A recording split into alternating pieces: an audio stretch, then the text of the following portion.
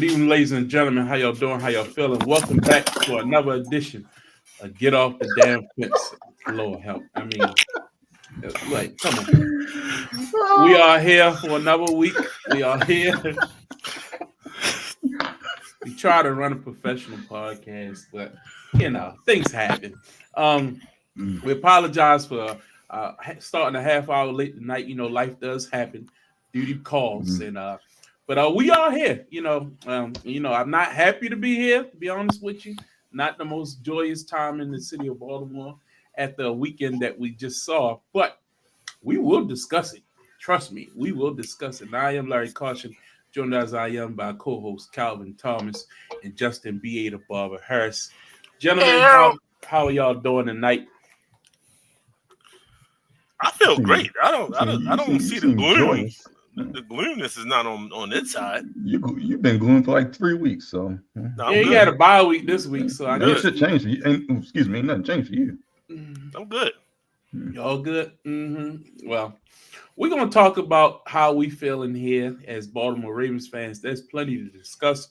So without further ado, you know what? Nah, I'm not leading with that. I'm not leading with that because in a week where the undefeated Kansas City Chiefs are no longer undefeated, I think we have to start there. How about y'all? Don't you think that's the most fitting place to start if we're going to talk about NFL football right now? That has to be the story of the past weekend, and that is that the Kansas City Chiefs are no longer undefeated. Something anybody who's been paying attention had probably forecasted actually came to pass. Kansas City, once we saw this schedule, we were looking for where can the next loss be? Where can the first loss be? And if conventional wisdom would be any guide, happened to go to Buffalo, undefeated. Everybody's crowning you, even though you've been squeaking by week after week. It was like you got a close win over Tampa Bay. Got that close win at the very last minute last week because you blocked a field goal against Denver. And now finally people were saying, I don't know, man. Maybe you're lucky, but maybe you're a tick away from losing a lot of these games. So you're vulnerable.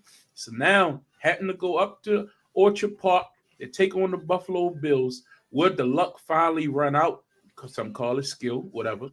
But I think they ran up against an opponent that was ready for them, an opponent that has had success against them in the regular season. And I think this was prime time for Josh Allen to show up and show out at home, which was key. And I thought the Bills represented themselves very nicely in that game on Sunday. They proved a lot to a lot of doubters, but again, does it really matter unless it's the playoffs? We shall see. We've seen a lot of people who thought going into Sunday that the Chiefs could possibly go undefeated. What was more important, going undefeated or winning or three-peating? That was even the top of the discussion on this very program last Tuesday night. So, Justin, all that being said, what were your thoughts on this game? Was this predictable? Were you expecting it? What was your thoughts coming out of it? Well, I didn't expect them to go undefeated, so that's one thing. So a loss was it was definitely coming. But with that being said, I think Josh Allen exercised a lot of his own personal demons with this team. The Chiefs still have a great defense, and for him to score two fourth quarter touchdowns, one that he ran in himself, proves that he just wasn't afraid of the moment, even though it's a regular season game. But you know who it was against, and you know the history that they had. So he definitely wanted to put a statement out there saying that, y'all might have to go through us. Don't get it twisted, and we'll be ready for you. And they kind of mean it this time around versus the other times. So, it was definitely a benchmark point for Josh Allen and for him to do what he did. That run, that scramble that he did to score, I think that for him person, that was just like I got a monkey off my back kind of a thing, Pop. So it's like, okay, all right, you did it in the regular season, cool. Let's see if you can do it in the postseason. We know that we got bigger fishes to fry. We know that, but to get it done in the regular season, to handle their first loss, and who knows, they might lose a couple more games after this. It was a good start to a nice postseason run for the Buffalo Bills. Calvin, your thoughts? I mean, no one expected Kansas City to go undefeated, and the three of us didn't either. So we knew there was a loss. I don't know. There was a lot of talk out there, man. It was a lot of talk. there was talk, and then there was expertise. There was watching games and seeing how Kansas City has won games throughout the year, and you knew they wouldn't be able to keep that up. Buffalo had a good win, but I've seen Buffalo beat Kansas City in the regular season before. It doesn't matter until it's the postseason, like Justin said. So it's a good win. Is a good momentum boost. Yes. Does it vault Josh Allen up to MVP standings? Obviously, yes. But it still matters what he does in the playoffs against this team, as it does with Lamar Jackson. So it's a great win for Buffalo. It's a win. I think it's a win that they had to win, especially at home, when you're the more talented offense to an extent. It's a game when they were almost favored coming down to the crunch time. So it was a win. Almost they had to win this ball game in order to keep the expectations alive in the postseason. So Buffalo deserves credit, but Buffalo was expected to win in my mind as well. So take that for what it's worth. Great win for Buffalo. This defines your season. It hopefully leads to better things if you're a Buffalo fan. However, you're expected to win this ball game. And it says more. If you said it was more, if you would have lost the game than they did win the game, in my opinion. I find that very interesting. I find that very interesting because a lot of people have doubted Josh Allen and doubted his abilities. A lot of people thought he's the most overrated. We went over the list before the season started. Yeah. Josh Allen was listed as voted by the players, the most overrated player in the NFL. And I think I was the only one of this panel to pick the Buffalo Bills to go to the playoffs. Am I correct in saying that? I think I am. And I think a lot of it was, well, he has no more Stephon Diggs. He has no more Gabe Davis. Even this very game here, he was down 2 starting receivers. He was playing with a slot guy, a couple tight ends, and they laid 30. And one tight end down.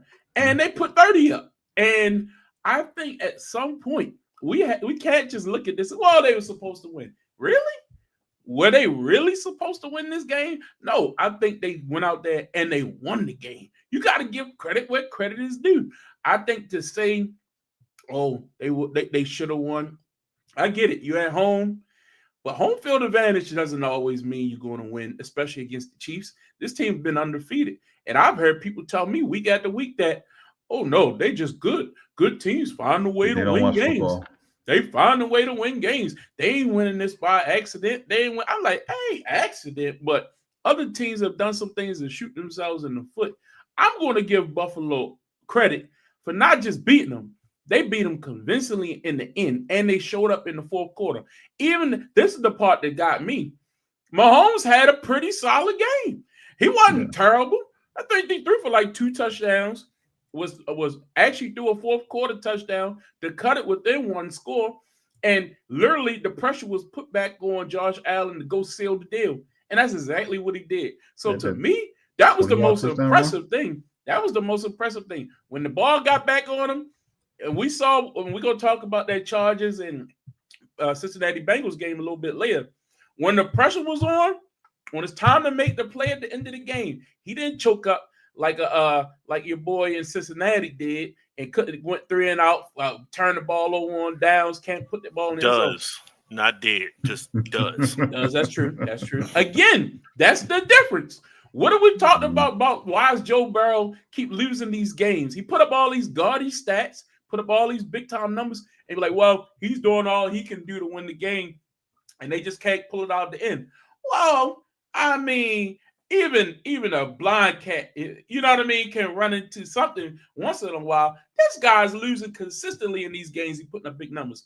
Josh Allen, Lamar Jackson, for the most part, we're going to talk about that in a minute. But these guys are proving that they can get these wins in crucial times, especially at home.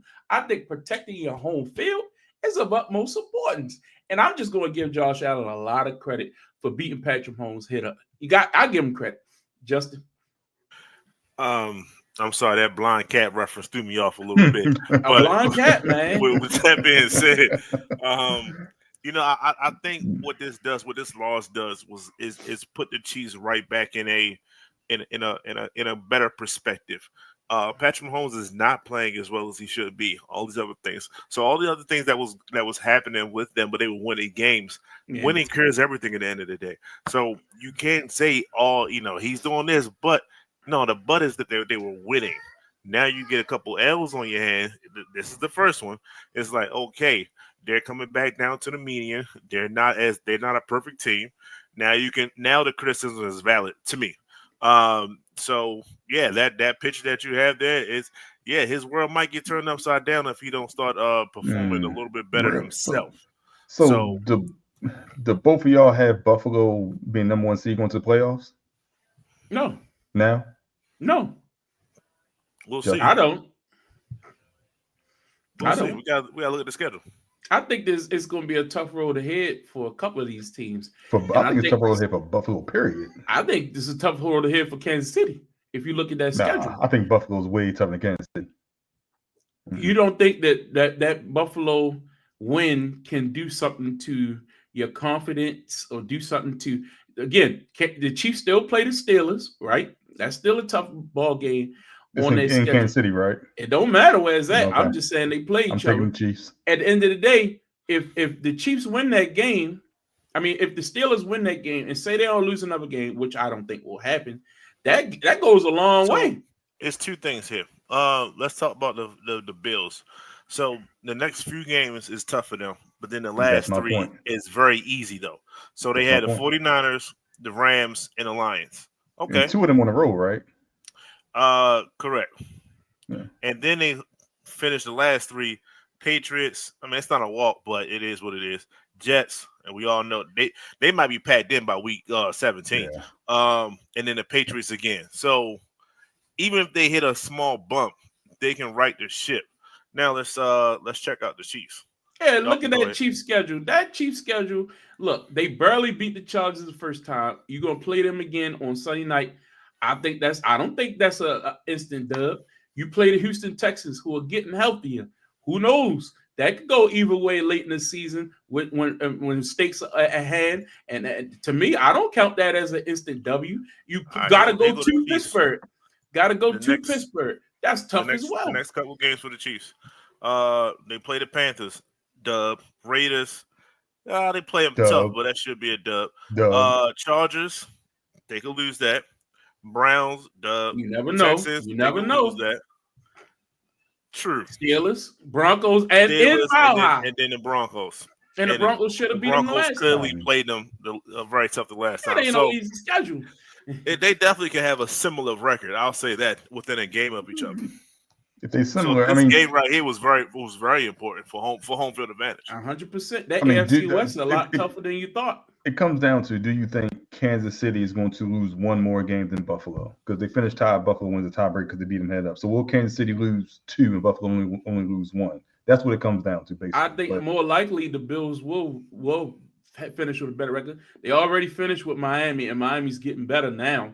But they already beat them twice. They done with them. The Jets suck. Don't even worry about that. And then who else you got to really worry about? You know what I mean? As far as in division. 3 is tough. And if you tell me you don't have Kincaid and Cooper's in and out and you're relying on Josh Allen to win these ball games, maybe he does it once, but I don't know if he does it 3 times. That's all I'm saying. Okay, we'll see. And especially going to Detroit and going in LA isn't really no home field advantage, but it's more of a home field advantage than it is for the Chargers, in my opinion. I mean, we'll see. We'll see. I just think I'm not on the. I pick Buffalo go to the playoffs. I ain't picking them to win the Super Bowl. I'm just saying for this particular ball game, I thought that I want to pause and give credit where credit is due. I thought they played very well and represented themselves well. And again, Josh Allen take a lot of heat. I'm not saying because I've been hearing a lot of this. Josh Allen, the front runner for MVP stuff. All right, let's slow down, guys. I've heard it today. Have you heard it? He's top. I haven't heard it from like TV or something like that, but just on social media. I'm like, guys, slow down. TV. You know what I mean? Like that's foolish.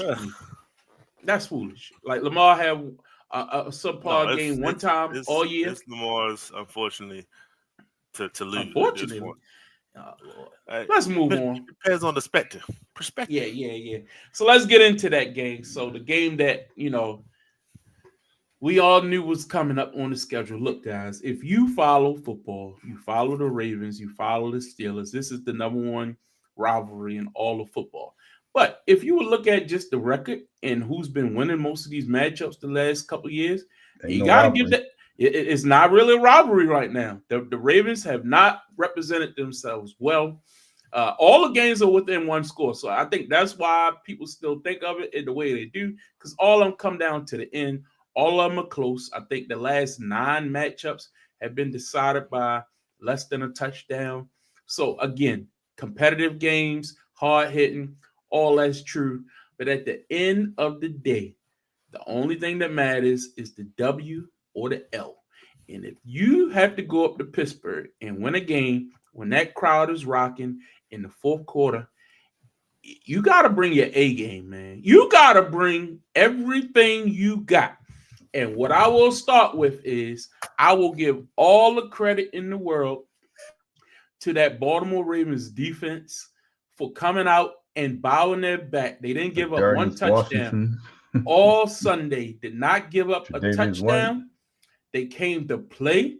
Everything I said Trey White is going to add a different element to that secondary.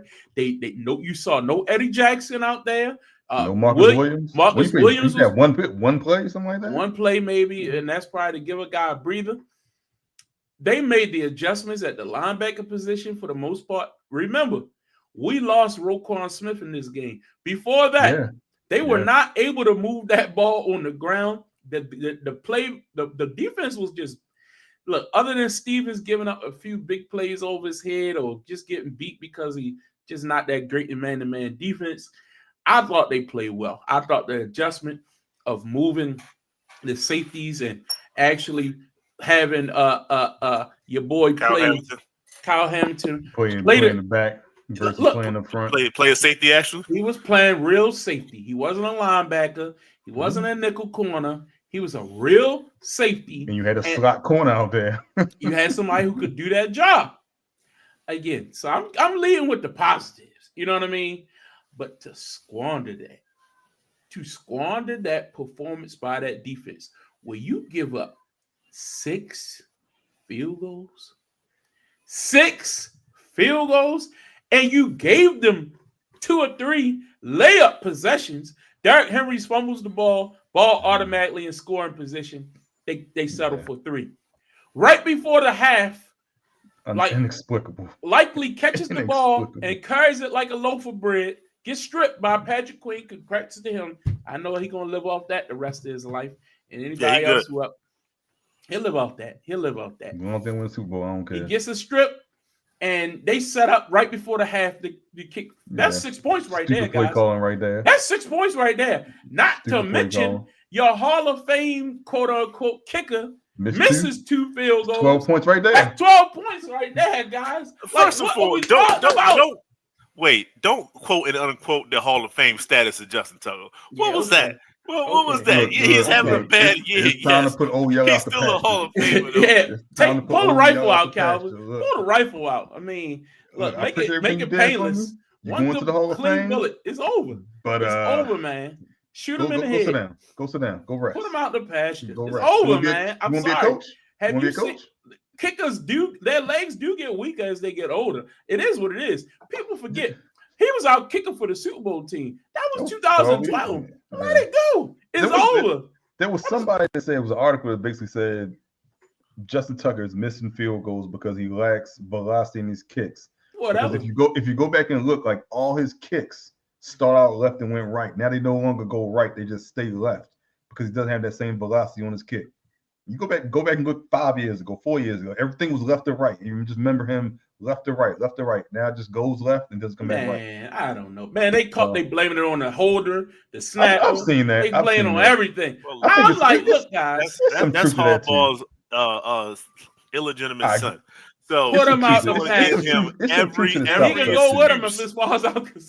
There's some truth to the stout stuff too, in my opinion. But I'm sure it's some truth to it. It's Justin Tucker. He's just getting old. He's getting old. I heard the holder was having he had the laces in and laces supposed to be out. So I heard it's how we.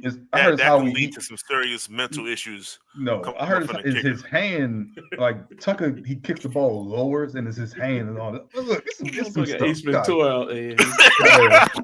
You gotta get into the philosophy of it. Look, man, like I just said, you have You give up 2 field goals off of turnovers and scoring position, and then you miss 2 kicks. That's 12 points right there. At the end of the And you day, make the longest one. You make the 50-yarder. Jesus Christ. He missed one of them too. But at the end of the day, you had the ball, you scored a touchdown. All you need to do is get the 2-point conversion, tie this thing up. And that's the play call. That's the play call? You never go east west from Mississippi. I'm sorry, guys. Lamar, I love you. I love you. I love you. I love you. Y'all know I love Lamar. But he has to be held accountable for this. This was, look, I'm going to show you because I got it right here. Look at this rollout. Look at somebody right here. Can we be honest and say someone didn't do what they supposed to do between Well, Aguilar the confusion was before the snap. You saw Likely between Aguilar and Likely. And Aguilar was like, he was pushed him up there to get up there. Like they had no, and this was after a timeout. So I don't want to hear no excuses. Correct. Whatever play they was about to run before the timeout was not the same play. Lamar's looking to pass, and ain't nobody over there. They try to say, "Oh, it was a design run." No, Chief. No, Chief. You know what's funny? I know football. You know, if you go back and look a week prior, you see what happens when you need 2 points and you have Derrick Henry on the field. We've seen it all year. I'm just saying, you saw it last week against Cincinnati. They needed 2. You fake the Derrick Henry and Lamar walks in. So why is Derrick Henry on the sideline? Look, that's why I put the formation on it. Look at the formation. Look, you got this guy here. What's his responsibility? Outside of the first guy on the inside. What's his responsibility? Why is he here? Why is he here? Somebody explain that to me. You got Mark Andrews butt naked onto the right. So if I'm all 3 of these guys, right, I'm going to just play the zone. Only guy over here is this. Nobody in motion. So it's not like you bringing the receiver over motion to add an extra element here. Whoever comes in your area, you step up. That's so easy. Look how it ends up. He goes here to make sure this guy don't leak out, but they jammed him. They got a hell of a jam right off the break. So the receiver couldn't even get out. I think it was Aguilar. Couldn't even get out the backfield. But look who's not out there. Why isn't Zay out there? Why isn't Bateman out there? They went heavy, and you got fucking, excuse my friend. You go heavy, and you don't have Derrick Henry on the field. Like what sense does that make? What sense does that make? I mean, but look who's open. Look who's wide open. No. This is the point. That ain't no point. That's the point. Line up in the eye and get 2 yards. It ain't that difficult. You don't need 5. You need 2. Derrick Henry falls forward for 2 yards. Don't make it that obvious. Go. I didn't mind the formation. All it is, you can't stop it. No, they was stopping it. They was shutting Derrick Henry ass down in the backfield. After 3, he get 3 yards. TJ Watt, man, handled him a couple times by himself. That's Rosenstein missing the block, but he'll get 3 yards. So you think on this play they go and make blocks? I'm just saying. I don't mind the misdirection. Put a head on the head. You're gonna fall forward, get 2 yards. We got 2-point conversion. I don't think that's smart. The way that linebackers was playing, Patrick Queen. I give him one thing. He can't cover the pass. Motherfucker can go attack the running back. He can go attack your guy right in the middle, and he got the speed to do it. So no, I didn't mind that. This is where you take advantage of a dumbass Patrick Queen. This is his guy. Look at this defense. Go back and look at the play. Go back. Look who's this right here. Who are these guys? Are these safeties? Are these corners? No. That's Watt right there, right? Watt going to try to he's going to get a jam on Andrews. I wish I could push play. I don't know what's going on. It's a video. But anyway, it's not playing. But maybe YouTube don't want me to play because they're going to pull the video off my play. So that's good. It's for the best anyway. But anyway, this is a video. If you look at this play, because I've watched it a million times at this point, Mark Andrews is going to fight through Watt's jet. Watt had no effect on this because I think he went and took the flat. Andrews is butt naked. Lamar, just look at this guy. He not getting over there. He a trailer. Look at Lamar. He already got his arm in a position. Cock back and throw that bit. Throw it. Look at oh my God. It's rolling to his left, but I'm okay. You can't plant your feet for a second. I'm not saying that. Was that better than that throw he ended up throwing at the end, where he just throw it up in the air like he tried to make something happen? What did he try to make? I don't know. I think he threw it through a lineman at that, so it wasn't. You know what he thought? He thought they tricked him. He thought everybody was going to run to the right because Andrews over there. The running back shoots out. Hill shoots out to the right. Yeah, I have a free lane by myself. I have a free lane. We thought he was going to beat the guy to the corner. Well, look at how many guys they had over there. 1, 2, 3, 4, 5. They were ready. At that point, They were ready. call timeout. Call timeout, Coach Harbaugh. Somebody call timeout. This formation was never going to work with these guys here. These receivers are too close together. Somebody needs to bump out here to take this corner out, to bring him closer to the sideline. Everything is too bunched. To your point as well, if you have Henry in that situation and you fake it, you freeze at least 6 people. You freeze 6 people. Then then Lamar can do what he can do. With no Derrick Henry on it. The whole point is to have Derrick Henry for the 1-2 punch. That's the whole point. That's what makes the offense dynamic. They lost it. And he only had 16 carries. That's not helping either. Yes, they were stopping him, but at the end of the day, he still had at least 20. Harbaugh putting you in the doghouse because you fumbled. Look, if he fumbled, I don't think so. He played well after that. You know how Harbaugh played well after doghouse. that. I'm not saying he didn't play well. Harbaugh don't control who gets playing time. That is 100% on the offensive coordinator. Okay. You think Harbaugh said to him, "Don't let Henry"? No. I'm not saying that, but he wasn't on the first drive of the game. He wasn't on the field enough, in my opinion. Not just getting the ball. He hadn't been on the field every loss we've had this season. If you want to talk it like that, you got a point. But I said that before the year. What did I say was the key to us winning this year? And y'all told me, well, no, he don't need that many touches. Now he need to be on the field more. He need more than 16. He need 20 to 25. But like I said, if you have him on the field in this situation, 100%. he at least takes eyes away from Lamar. I would play action pass, and you could have even threw it to Henry at that point. But to me, I don't care what nobody says. Mark Andrews is wide open. Go back and watch the play. If you don't believe me, I've watched it from every angle, all 22. Mark Andrews was so. Who do you think Lamar never even looked back? It was Lamar bootleg. It was a Lamar bootleg all day. You think it was run all the way? They was hoping either likely would spring open or Andrews would spring open. But I think Lamar determined that rush was coming within his vision, so he could throw the ball to. I agree with that. What happened was they didn't expect that good ass. Why is Aguilar standing behind him right now? Aguilar got pushed back there. Remember from the beginning of the play? Go back and look. The defender shoved him. Whoever this left tackle, I don't know if it's Preston Smith, whoever that other guy, it ain't Spillane. I think he hurt. But whoever this guy is, pushed him all the way back. They both almost ran into Lamar. Likely and Aguilar. It was a horrible, horrible play. I mean, absolutely pathetic. That's what it was. But this is the play. This is your I need 2 points play. This is your I need 2 points play. It's supposed to be in your weapon draw. My 2-point conversion plays. This is supposed to be one of them. This is something that you practice all week. This is something that you practice. They got more plays. McCall did go in motion. I was getting ready to say David Reed. Tylan Wallace. He did go in motion. Why the hell is Wallace on the field? I agree.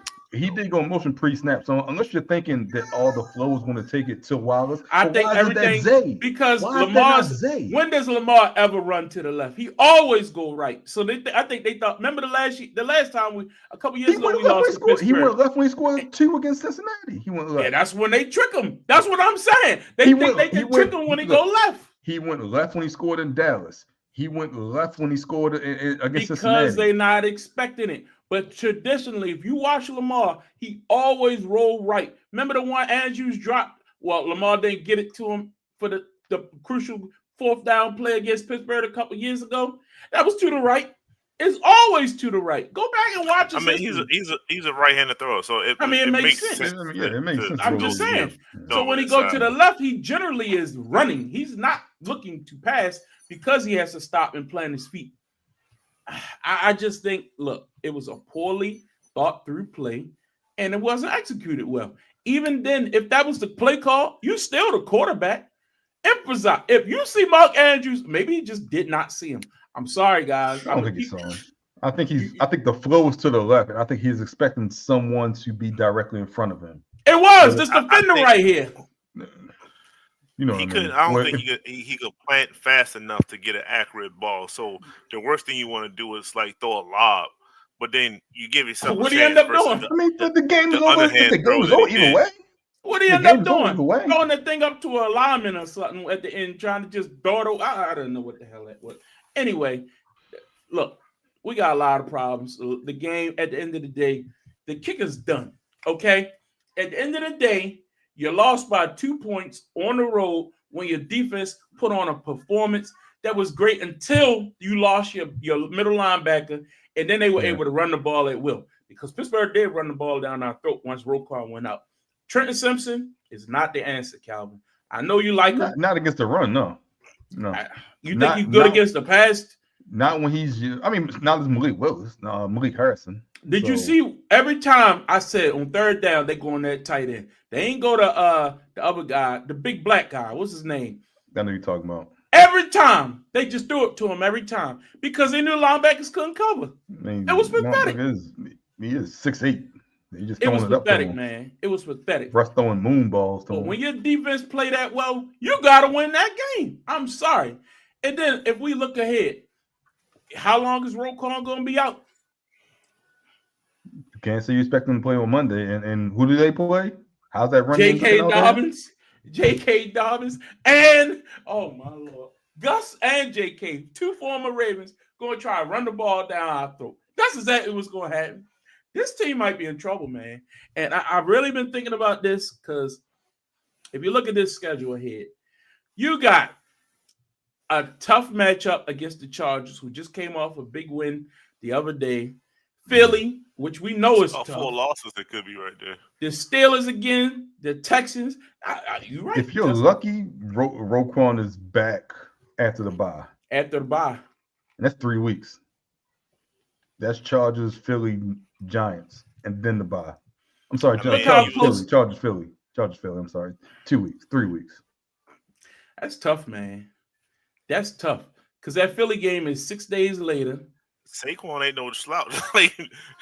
All he is an outside chance of getting offensive player of the year. You want to score 40.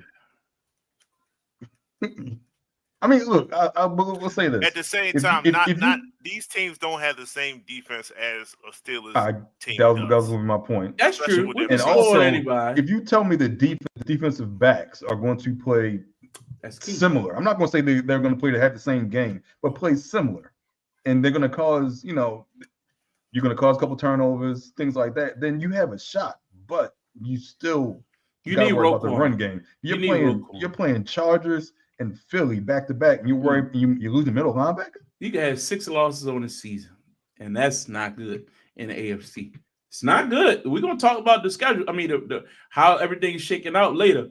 6 losses might have you right on the bubble at the rate things are going. I'm telling you. So? Look, we're gonna talk about it later. We'll go down the who's on the bubble and all that kind of stuff. But look, I got faith in Lamar that he'll bounce back because he don't have 2 bad games back to back. So he's gonna have to show up because that Chargers defense ain't no slouch either. Even though Joe Burrow lit him up, yeah. But again, they going out to LA, and he's saying they got the best home field in the world. We just saw Cincinnati did to him, but guys, man. Prime time. You get an extra day of rest though, so we'll see what that does. And look, I'm gonna be honest with you. When you looked at this schedule before the season, did you just automatically look at that Pittsburgh game and say, "Oh, that's a win"? No, you didn't. You said they were going to split. I said that against Pittsburgh they're going to split. So I'm not mad about losing. You didn't expect them to lose to Cleveland or the Raiders. The Raiders the problem. And the Cleveland. Because if you tell me they lost to Pittsburgh, but it's their second loss of the year, it's a totally okay. That's fine. I expect that. Well, I'll be honest with you. The fact that they didn't split with the Bengals stole them a game. Correct. So you can give one stinker. We still expected 4-2. The Raiders catch you in week 2, okay, whatever. But you know what I mean. 4-2. You said they're going to beat Cleveland. They're going to split with Cincinnati and Pittsburgh. So they're still on track to do that. To go 4-2. Yeah, but that and even Cleveland, I thought they would split with Cleveland because I thought Cleveland was going to be a lot better before the year. You had them going 3-3. Remember, I wasn't high on this team. You was high on this team. Yeah, I said 4-2. Like this team is overperformed from where I was seeing them before the season. If I'm just being completely honest, I had them as a wild card. I had Cleveland winning the division. I was completely wrong on that, but I didn't see Pittsburgh being as balanced as they are. Let's turn it to the Pittsburgh side of things for a second. Offensively, I mean, were you that scared of this team? He made a couple plays on Stevens. They had turnovers. That was a key. They had turnovers. Layup turnovers. Derrick Henry with the fumble and that likely fumble right before the half. The Justice Hill strip. Oh my! Interception, whatever you want to call it. What is that? They're gonna put that in the record book as an interception. It's an interception. Take the ball didn't hit the ground. It's an interception. It's an interception. But I don't. When that homeboy put his hand up there and stole. But I mean, was it that was a turning point because the Ravens was moving the ball, man. Yeah. If he catches that ball, if he put it in the bread basket. Whose fault is that? It's Justice Hill. It's Justice Hill. You got to bring it in, baby. I think Lamar could have let him a little bit more, huh? Lamar could have let him, but I don't expect you to catch the ball and get stripped before you fall down. Yeah, in one motion. Either I catch it or it's going to the ground. Has to turn back to the ball to try to scoop it in, and the other person has his hand there. I agree. So Lamar could have laid that out a little further. If you put it out in front of him, Lamar could throw a better pass, yes. But I still don't expect you to catch the ball, get stripped, and then fall in one motion. I agree with that too. It's like Lamar could throw a better pass, yes. I give the defender credit more than anything. His hand was there the whole time. He caught it clean. Now I thought he was down. I thought he was down. Like he had the ball and he was down and he took the ball from him. But when you see it all in one motion and he kind of held him up to take the ball before he fell, like once you got it in your possession, you got to hold on. He didn't step out. He didn't fall down. Like you know how many things had to go perfectly. He didn't step out of bounds. It was he didn't fall down right. He got stripped on his back before he fell down. Like so many things had to go perfectly. Yeah. And I still think it was pass interference to begin with because you can't tell me your back is to the quarterback and I'm hitting you. I don't see the ball until you catch it, but it's not pass interference. We see all that back to the quarterback. All of a sudden, all this stuff's pass interference except for that one. You can't tell me that. I'm not saying they should have called it. It's still on Justice Hill, in my opinion, but no call right there. I don't see that. I just think in Pittsburgh, but I give all the respect in the world to the Steelers defense. They played a hell of a game, but we need to have this bigger conversation that I'm sure I haven't been watching, I haven't been listening because I don't care about. Why do people? And I get it. This is sports. That's what happens. Especially 24/7 news cycle. You gotta have something to talk about on all these shows. So I can only imagine the conversations that happen. Lamar been playing sensational all year long, right? Every game, Lamar has either played well or even the games they've lost. And I've even been critical of Lamar in the past when I felt like he didn't do enough. He could have put a little extra oomph in to get it done. And I would be critical of him for that 2-point conversion play. I think it's half play calling. I think it's also half execution. But let's say he did have a bad game. Like we watched Josh Allen, play bad in Baltimore against us. We saw that. We saw it firsthand.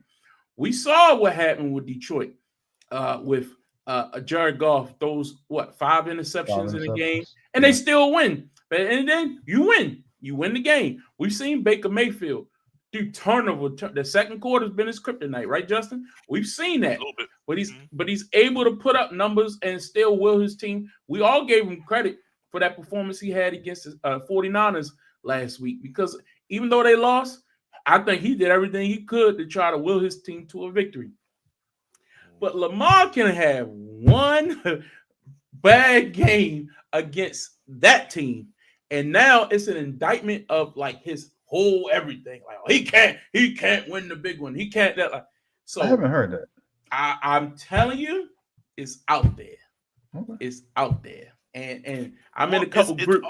It's always going to be out there because he hasn't won. That's it. Not this how many Josh times Allen. do you crown somebody an MVP? Not this How many Joe times Burrow. do you crown somebody an MVP and he doesn't win? So Remember, you're the best You're the But had best he had a player in the good game world, and but won you, this you hadn't game, won a Super Bowl. Okay. that same energy wouldn't have been kept. That's my Josh issue. Allen's not the best No, player in it's the world, not. has won a Super Bowl, and we talk about Mhm. him losing overtime, and we changed the rules for that. Joe Burrow made the Super Bowl and lost, and we talk about how great he is because he beat Patrick Mahomes at home.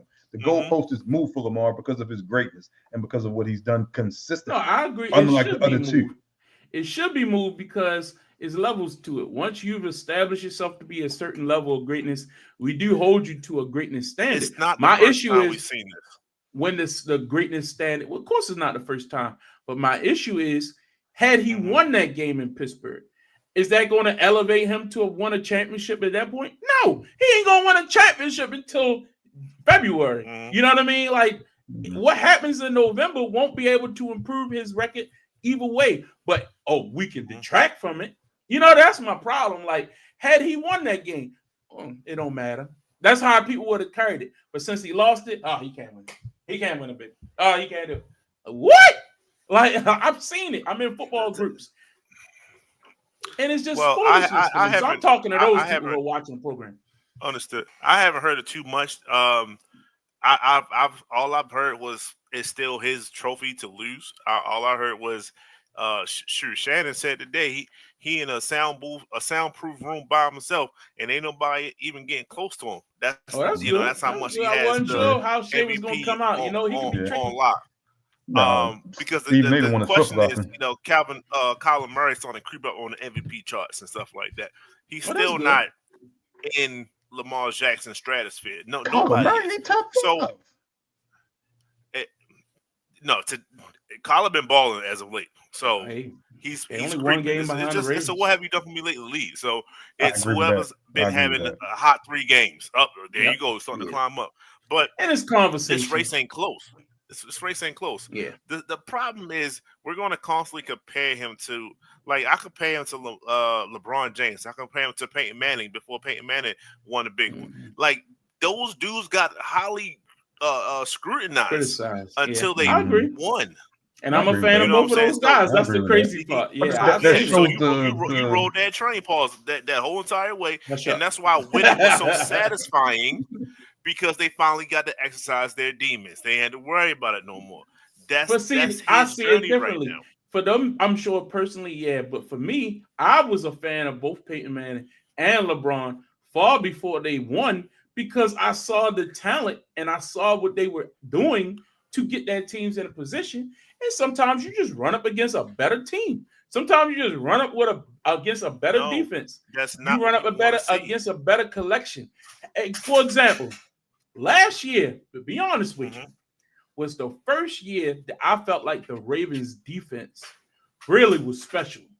So I Mhm. thought since Lamar's taken over, Right. I thought that was a special defense. Lamar, to me, has been overachieving for the first part of his career.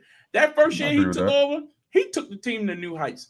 2019, we was not supposed to be that good. I'm sorry, it's no way in the world that team, the way it was comprised, would be that good if Joe Flacco was the quarterback. Lamar Jackson took that team to a different level. They designed the entire offense around I agree his with skill that set, statement. and he was doing things the league hadn't seen. So he was doing everything.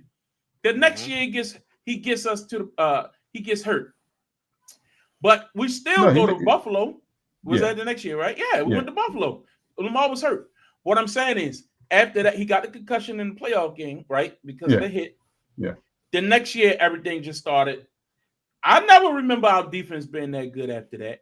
Do you remember our defense being that good, Calvin? No, that's what I'm saying. So every time that he's been in these fights, it's been all on the offense to have to get it done. The first time I felt like we had a real chance and we should have done overachieved, it was last year against Kansas City. First time he's played Patrick Mahomes in the playoffs. Do you give Orr credit this week, or how do you feel about Orr? Just in the changes that was made to the defense. Well, I have a little bit more inside information. I don't think it was Orr. So, yeah. You think it was Harbaugh? Dean Payne starting it was Dean Dean Payne. do his thing. Okay. Yeah. So no, Pass the peas I that we think used to. a lot of the control was taken out of his hands. a lot of changes were made that as were a collective unit. And I heard there were a couple phone calls, but again, I don't want to divulge too much, but we can talk offline. But yeah, I'm not giving him credit for all that. No, Okay. no. I mean, he called the game. He called the game. You can look at some of the things that were done, and those were not his decisions. Let's just put it. So let me say, do you think the problem was he just tried to copy what Mike Macdonald did, but wasn't as intuitive as Mike Macdonald was? I think that is the problem. He didn't try to copy everything Mike Macdonald did. I think he tried to put his own spin on what he thought would be better with the personnel that they had. And I think what they did this couple is actually, I heard that it's been they would have done it before, but Hamilton injury actually is what precipitated this, because his athleticism was going to be a little bit hampered. You know, he was coming back because of the ankle. Yeah. He took his ankle 10 days ago. Yeah. Exactly. So they actually decided put him back and let him be the deep man. And stop putting him in space. Exactly. Don't make him roam and go and do all that extra stuff. The threat of him will do just as much in some ways than not. You know what I mean? And again, just having competent guys out there who follow the game plan was a big difference. Having Chris Board substitute in more at the linebacker position, playing next to Roquan, worked wonders. Now, I do want to see after a week of practice, if Roquan not able to play, can you get away with not playing Malik Harrison as much and playing a Chris Board next to Trenton Simpson and then subbing out Simpson and Malik Harrison? I would play Chris Board a little bit more. I would go sign it. Go ahead. I was gonna say, I don't know if you can. Why not? I don't know which team is better to try to get away with that. Is it the Chargers or is it Philly? The Chargers are gonna try to beat you up the middle, but Philly has Saquon who can get to the outside. So I think the only thing that saves Chris them Board against is the an Chargers. athletic linebacker, but I agree. The only thing I think that saves them against the Chargers is there will be fewer possessions on offense, but they will be able to be in a position to score points each possession. I'm not saying they are going to score points. They made themselves a field goals, and we don't know how that's going to go, but they can maximize the opportunities on offense if there are few possessions because the Chargers run the ball so much. I think that's what can save them. Yeah, but they got to get some of them D tackles back healthy too. That's another issue. Have they say anything about Travis Jones? That's the problem. I haven't heard an update. Okay. That's a big loss. You know what I mean? Yeah. If you lose Travis Jones and you ain't got Roquan and you ain't got what's his name? The other DT. Pierce. You can't miss all three. That's your whole guts. Yeah, that's right at the front. Yeah, now you asking Madubuike to do 4 or 5 people job. And pass rush was not terrible on Sunday either. No. Give them boys credit. Was this always best game? 3 sacks? 3 sacks, baby. He was. But he had 3. But he had 3 sacks. It wasn't like Russ was scrambling around. It was like, no, I beat my man. I'm getting to the quarterback quick. Off the rip. Yeah. Off the rip. Yeah. Yeah. I can't criticize that defense. And again, once you lose the quarterback of your defense late in that game, you still didn't give up a touchdown though. You still didn't give up a touchdown. You gave him some yards in the run game, but that's to be expected. I give him credit on that. But again, there were a couple of big third downs. They just needed to get a stop. Do you know who wore the green dot when Roquan went out? Was it Hamilton? I think it might have been Malik Harrison. I didn't think he was out there enough to have it. Okay. He was out there. I didn't think he was out there every play to have it. That's why I was like, after Roquan went down, he was on the field going the wrong way, quite often. That happened a lot. Go back and watch it. Man, I've watched this game more probably than any game I watched all year. I've been so pissed for the past 2 days.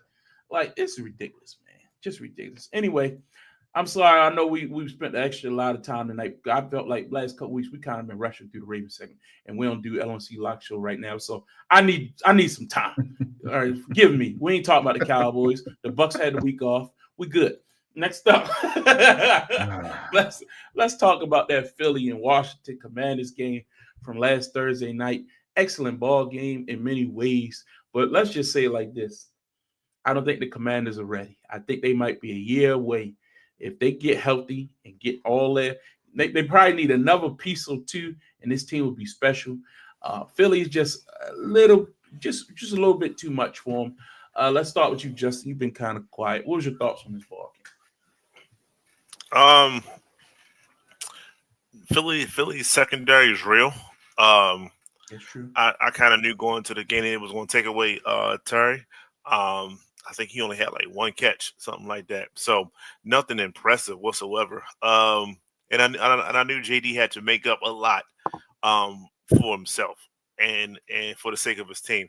Luckily, his running backs was there to help him out and things like that. But it just wasn't the same when you don't have a deep threat pretty much the whole entire game. So Philadelphia just came in and they just did what they're supposed to do. They still have a well-balanced team. They still can run the ball. I think Saquon had again close to 200 yards. Like Yeah. Took over these second dudes half. are balling right now, and Yeah. it's kind of been under the media. Like they're not talking about Philly like we were talking about them or had higher expectations in the very beginning of the season. So to see Saquon dominate, to see Hurts playing good football, not the best football, but just solid good football, and not putting your team in position to constantly play from behind or anything like that. The Philadelphia Eagles are a well-balanced, a well-oiled machine, and it showed against Washington. And I agree with Larry that Washington is a piece or two away, but they Agreed. are ahead of the schedule. I'll say that Oh, yeah. they are Oh yeah. definitely Yeah. ahead of the timeline. So yes, you're gonna start seeing a lot of trades and things like that happening for them in the off season. They need to push it's go time now. But Yeah. but Quarterback. for right Push up here, all- right now, it's all Philly, man. Yeah, I agree.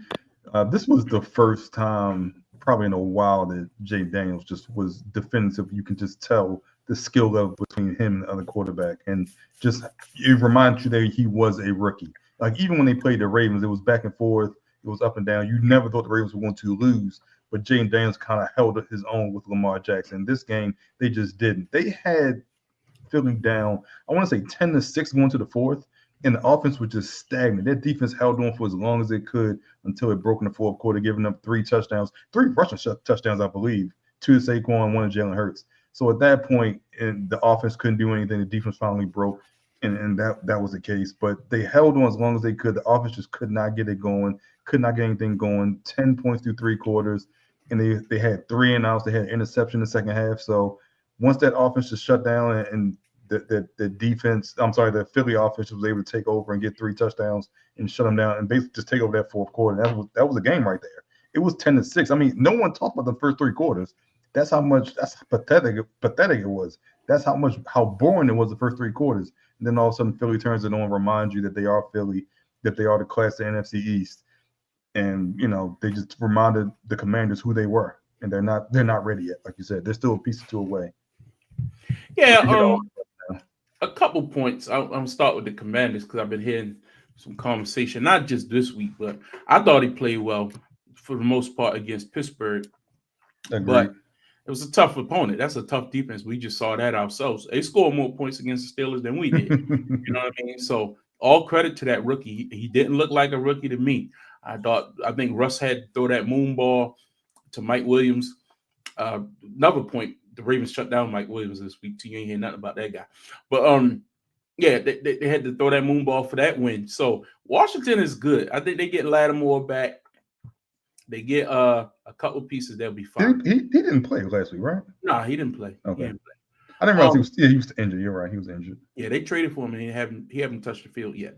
But on the Philly part, and Justin, you made a point about people not talking about him. They are talking about him, but I think they're one of the most heavily scrutinized good teams in the league, and it's because of their head coach. A lot of people take shots at Sirianni and say that, he's not a good coach. He's not a professional. Remember about him going after the fans, like going back and forth with the fans, or his 4th down call in that game, going forward on 4th down with the tush push gets a lot of flack, or knowing when to go for 2 and when not to. So look, at the end of the day, they are a Saquon Barkley drop touchdown. Remember the pass he dropped on the second game of the season against Atlanta? Yeah. Yeah. If he catches that, season. he walks in the end zone. And that's one loss that isn't there. They win that game. The other loss is they didn't have AJ Brown. They didn't have Devontae Smith. They were missing all their receivers. And they barely lost that game. This team could Now they easily. lost that game. It wasn't barely. I'm just, you know what I mean. This team could easily be undefeated. Surprised You know what I Justin mean? to say that. It was Tampa Bay. Yeah. Yeah. It was good. But anyway, Oh yeah, they could have lost that game. I wasn't they sweating that could- anyway. had they been fully staffed, is what I'm saying. So this team has been getting scrutinized like they are just some run-of-the-mill team. But on the flip side, I think it's because we saw them go undefeated for the most of the season last year, and then they collapsed and fell off a hill. So again, this is one of them teams. They got to prove it in the postseason. We praise Howie Roseman and a great Oh, for job sure. he does putting these rosters together. They are loaded on both sides of the ball. Yeah. And adding Saquon might be that final piece. Jalen Hurts has been efficient. He's been But- healthier. Yeah, but he's running the ball a lot more. Again, I think they'll be good. And a lot of us had them going deep in the playoffs as well.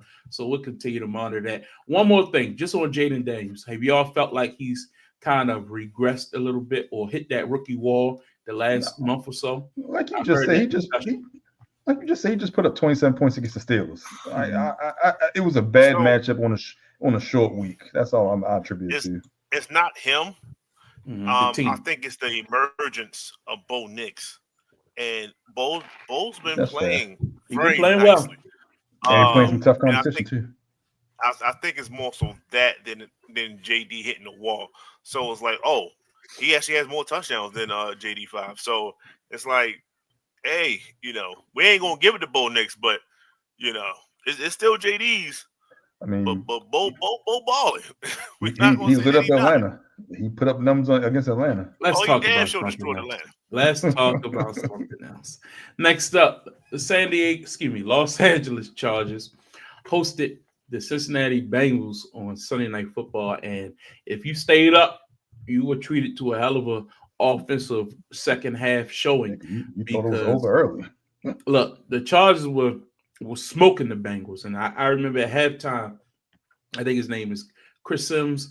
He was making a point about, I got the Chargers doing big things now. I think they could be a top 3 team in the AFC, after this performance tonight. And I was like, I don't know, guys. Slow down. Second half, give all the credit in the world to those receivers for the Cincinnati Bengals, especially T. Higgins. T. Higgins was like That 50-yarder. unstoppable, man. Like unstoppable. And it makes me like, how the hell a team with these two guys as your receivers can't pull out victories? This Well, is he played ridiculous, man. 6 weeks. So. And the running back was playing well, who I said is a pretty solid, good player. Like, bruh, they offensively, they had no excuses. I'm sorry. And then you wait till you get down to it's a tie game or right there at the end. All you need to do is score. And he goes 3 and out back to back. I'm sorry, guys. I'm sorry. What? That The is the defense ball stood up. game. That defense is stood a up. summary of the ball game, and we've seen it before. Sure, he did it against y'all. Joe Burrow gets to a certain point where it's about to be three and out, and it's like, where did this 3 and out come from? Like, you was moving the ball, you was doing this, you was doing that, then all of a sudden 3 and out, and then he did it twice. I was like, and then you get people that's like, you get Chase talking to the media, like, man, I'm just playing ball, man. They call the plays, they do this, they do that. Now you're starting to see more players starting to talk and stuff like that in a negative way. So yes, there's a lot of frustrations in Cincinnati right now, and they have no answers for it. They have zero answers for what's going on. Can we be honest and say Jamar Chase is speaking of a position where he didn't get paid, but the price just then went up $30 million more than it was 3 months ago? Even though he's going to get franchised, so he's going to be he's going to be pissed. I don't think he's getting an extension next year. That's his You don't think so? Oh, that's his 5th year. Why? From Cincinnati's perspective, because how cheap they are, and I think T. Higgins is definitely gone. I think he's in Washington next year, which I think just adds to help JD5. But this organization, they put up numbers. I still think this is the cheapest organization. They can't produce winning football on both sides. And you can blame Zach Taylor. You can blame Mike Brown, who's the owner, for just being cheap. It's just something about him. And they had lightning in the bottle that 1 year.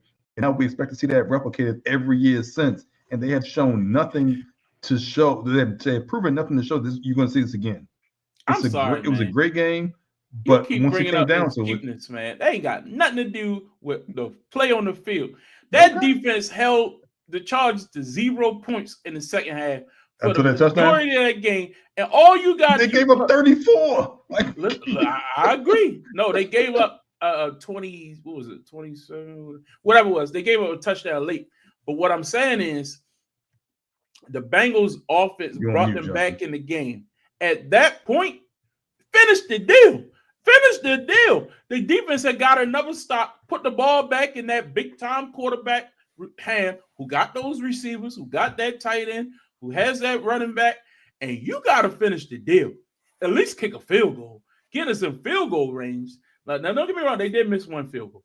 But no, you got to score touchdowns. Didn't it's 1 or 2? I think they missed one. Okay. They missed 2 maybe for the game, but I'm talking about late in the game. Okay. Remember, it hooked left, I think it was. Yeah. They put What them I'm on 3. saying is, Yeah. What I'm saying is, at that point, y'all had been running up and down the field to get you back in there. And then when it would really matter at the end, look, I think somebody shut a stat. It was like Joe Burrow has scored the most points, put up the most yards for anybody who has lost this many games in regulation. Like, they didn't even force overtime. Like, I'm sorry. That don't have nothing to do with the owners and who they paid. The owners paid Joe Burrow, didn't they? Didn't they pay Joe Burrow this offseason? I think Big it's money. easy to pay a quarterback. But I'm just saying, This is go out there and incrementally more than the perform. last one. When you're competing, you ain't thinking about your check. You're thinking about, all right, I'm about to add some more zeros because you're going to throw me these touchdowns. Unless you Dallas. You say it's easy to pay the quarterback, in which I agree. But when you hesitate and you play with other people's money, some of these losses that I happen, agree with that. I believe T. Higgins probably could have played at least half those games. I That's agree true. with that. At that when- point, the and money when coming you to don't play. have that, then I'm like, well, you just lost a piece. Why would I go out and put myself in an injury risk if I'm not paid? That doesn't even make sense. So I agree with that. understand it, but with this at the same time, like you can't go around playing with people's money and things like that. And so when you do, this is the results you get. You get Cincinnati with this kind of a franchise. You get Jerry Jones with that kind of a franchise. You can't keep doing it. So this shoot your own self in the foot. Let's talk about the Chargers a little bit because, look, they almost choked another one away, but at the end of this game, they bowed their back, went down. J.K. Dobbins scores a touchdown, and a lot of people are saying the Jim Harbaugh, philosophy, he's changing the culture there in year one, like he's done everywhere he's gone. In Stanford, he did it when he went to San Francisco. He did it at the University of Michigan, and now he's at the Chargers. Do you think clearly that right now, if the playoffs were to start today, this is a playoff team, and they still got games with Kansas City on the schedule? This team could make some noise if they get hot. They got a game coming up this Monday night against the Ravens, who a lot of people are going to be looking at that game closely to see where do they stack up. Calvin, what's your thoughts on this Chargers team? This team has Harbaugh's handprints all over it, from the run game just to regressing on offense with no Mike Williams, no Keenan Allen, to saying we're going to get back, we're going to run the ball, we're going to build this quarterback back up from Who are scratch. the receivers? I can't McConkley and Lad McConkley. McConkley and I can't think of the other guy's name. Hey, Is it Quentin Johnson? I think. they making it work. Yeah, Yes. they making it work, and Quentin they make Johnson. That's correct. And Herbert, from going from someone that was slinging the ball around to being able to manage the game and do what's needed to win the ball game like he did on Sunday night, this team has Harbaugh's handprints all over it, and they only get better because they have cap room now. Because this was supposed to be their down year. This was supposed to be the year they're in salary cap hell because all the cuts and the trades that they made. Now you give them cap room, you give them another draft pick, and you give them an ability to build. They just took a left tackle in the draft. You're protecting your quarterback. You're going to build this O-line. You're going to build this defense. You still got Bosa and Khalil Mack. I'm not saying they're going to win a Super Bowl, but I'm thinking they can upset someone first round. They got Someone who has a home playoff game in a wild card round will go home in the hands of the Chargers because that run game will travel. And honestly, especially in January. I know that defense didn't look good in the second half, but that's a high-powered Cincinnati offense. We know that. That's a high-powered offense. In the first half, that defense was flying around. I mean, they look solid. If they can string together a game plan, I don't think that's a layup against the Ravens next week. I think that's going to be a hell of a ball game. And if they can compete with the Ravens, they can compete with anybody. And again, they're going to see the Chiefs in a couple weeks. That's going to give us a real litmus test on where these Chargers are. Justin? So I think we kind of said this. I know I said it, that they were going to focus on the run to get the onus, to get the pressure, to get the fact that you have to be all world off of Justin Herbert because he might not be built for that. In which I agree. So he did that. He's doing that. So that's one side. The other side is how does Justin respond to that? Do you get disgruntled? Do you get frustrated? Do you say like, yo, I should be doing this, I should be doing that? He has not, and he's been playing. This role, playing the script that was given to him, and the last 5 games, he's no interceptions. That's what you want to see. If I'm Harbaugh, whatever I'm instilling in him, it's working. He's not putting my team at risk. He's not turning the ball over, and I have a running game to complement him, and vice versa. This is what I want. I don't need high-priced receivers. I don't need divas. I don't need any of that. All I need is people that want to play football, and they want to play it the Harbaugh way, because I have a proven track record. If you let me stay long enough, you can see how it goes.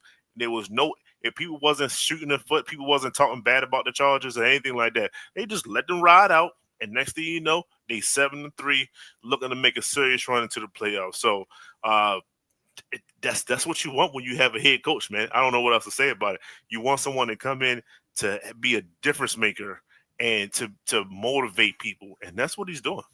And this is why I was a little higher on them than I think some of you all were. The thing, if you look at Greg Roman, look, I know Greg Roman gets a bad rap around here, but if you look at the history of Greg Roman, would you say Justin Herbert is the best thrower of the football he's had in that offense? Think about that. It's a run-based offense, but if you can play action pass, if you can make precision throws, hit your tight ends, that's why he does it. When I ask who is his receivers, they throw the tight ends. They run the triple tight end. We know that offense. We know it well in Baltimore. They run a very, very precise offense, and I think the key is to have an accurate quarterback. Not necessarily you got to run around like Lamar Jackson, but we saw Colin Kaepernick in this offense. We seen Geno. What was it? He had Geno. Who did he have? He had. Yeah, Cap. He had. You talking about Greg Roman? Yeah, Greg Roman. Yeah, he had Jets, right?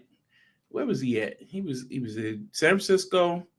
Anyway, I can research that a little bit, but I think he might be the best thrower of the at football. This point. I mean, I think Lamar's a better thrower right now than Herbert. Well, I'm talking about at the time. Point. Yeah, I'm talking. Yeah, at that time when he was under. Yeah, I agree. It's probably Herbert. More of a running offense. It's probably Herbert. Yeah. So I think that's the thing to look out. But do you think he's there if they win? And by win, I mean make it to the Super Bowl. Well, that's the thing you gotta realize. He always there if Harbaugh's there. That's his man. He's coached in the NFL. That's been his offensive coordinator. When they were in San Francisco, that was his offensive coordinator. That's his guy. Mm-hmm. Got him to the Super Bowl.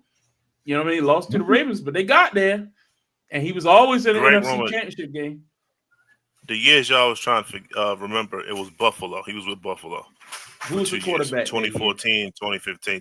maybe Tyrod Taylor. Tyrod, and maybe definitely Tyrod. 2016. I don't know if Josh was there yet. That might have been Josh's first year. No, because Josh was same class as Lamar. That was 2018. Josh was with Rex. No, Rex wasn't in there. No, you talking about Josh Allen? Yeah. Josh Allen. I mean, Rex was the head coach. It was just Tyrod for 2 years. It was just Tyrod. Yeah. Okay. Rex was the head coach. He's an accurate quarterback in his own self. Yeah. True. Yeah, that's true.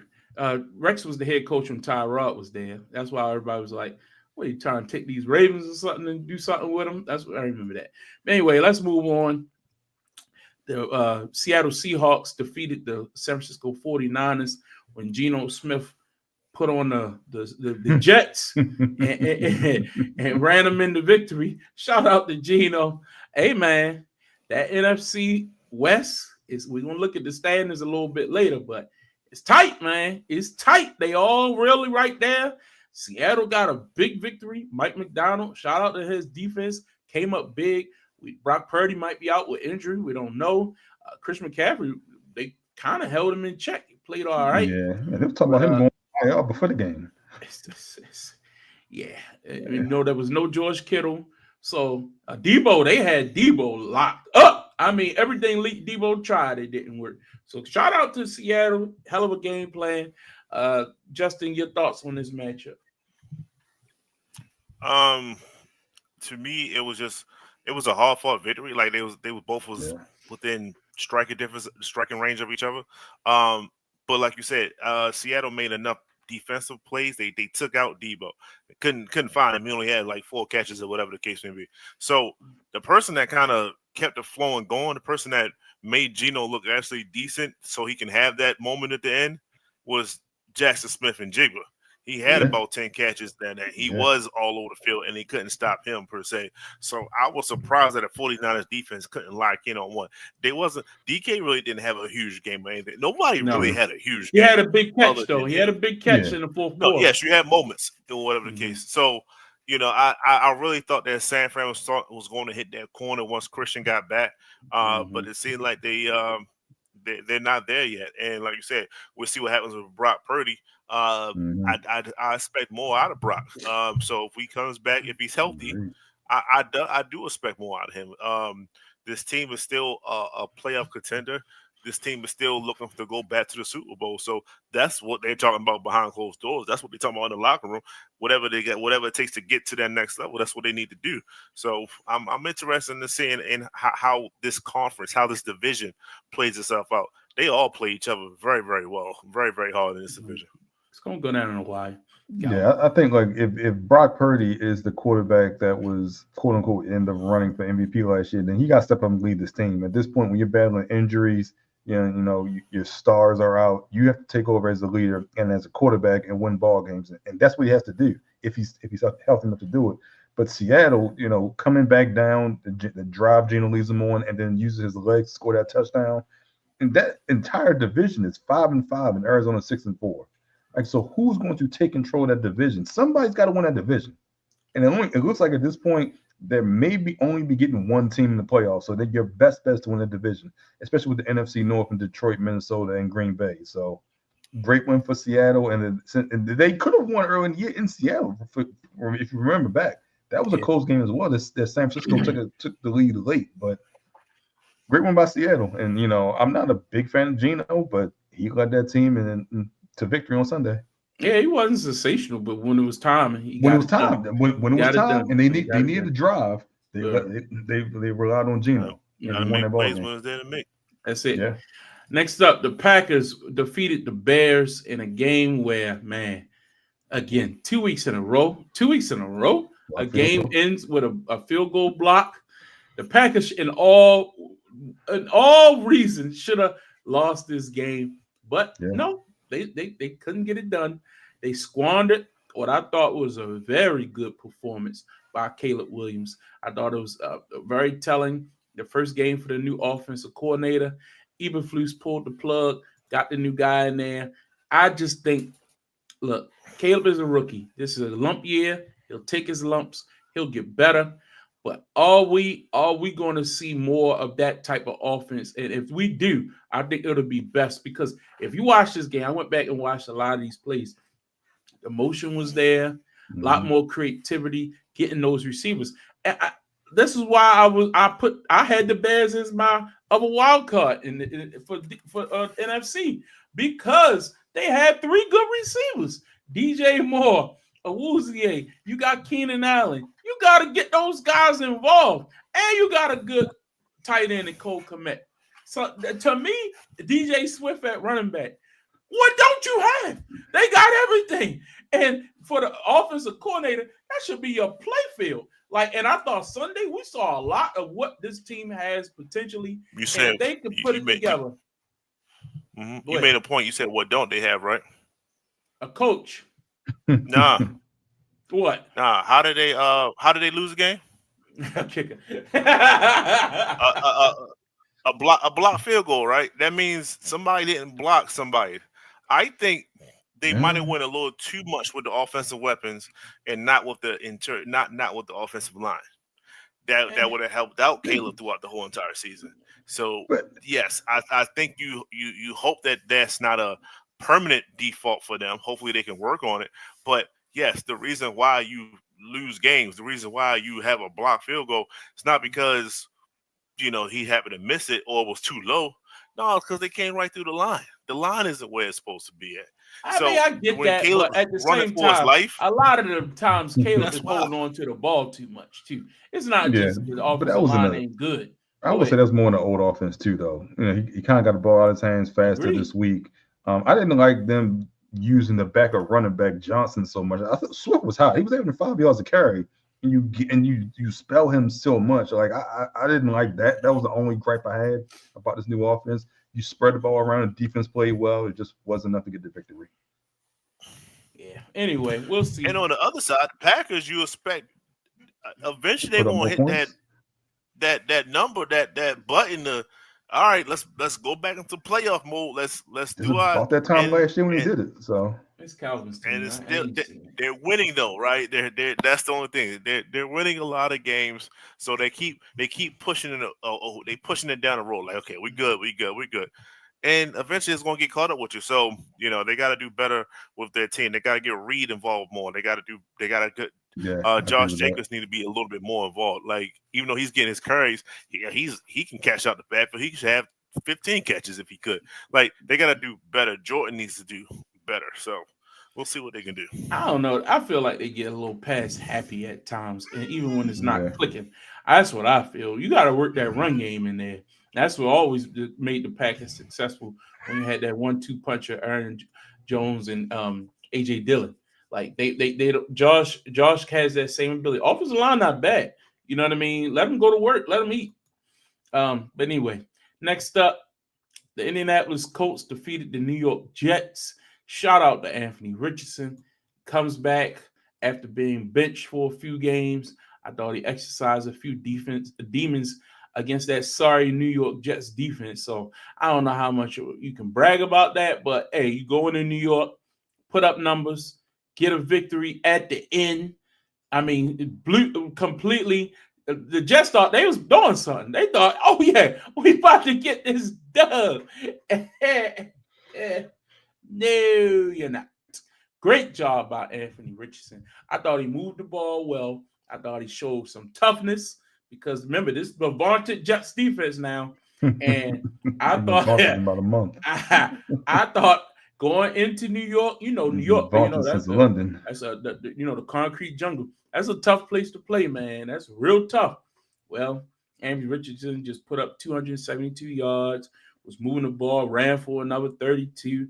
I mean, ain't look too vaunted to me. And with a game winner at the end. Congratulations to the Colts. They still got their playoff chances. They are still holding on. And as far as that other team, absolute garbage. Absolute trash. Absolute trash. Mike White won more games than this. Calvin, how do you feel about your Jets, man? How do you feel about that? My Jets. I'm wondering if they're going to tank for Shador. They're going to win a ball game the rest of the year. I mean, I do think we still on pace at 2,000 yards, all-purpose yards, all right. We just got to pick up the I don't care what you said. I gave up on them. You maintain hope. This is now your team. I maintain hope for one more week. You got one more week of it. Fired. They fired another coach. I thought they fired the GM. I thought it was the coach. I thought it was it Joe Douglas? No, it was. Isn't it?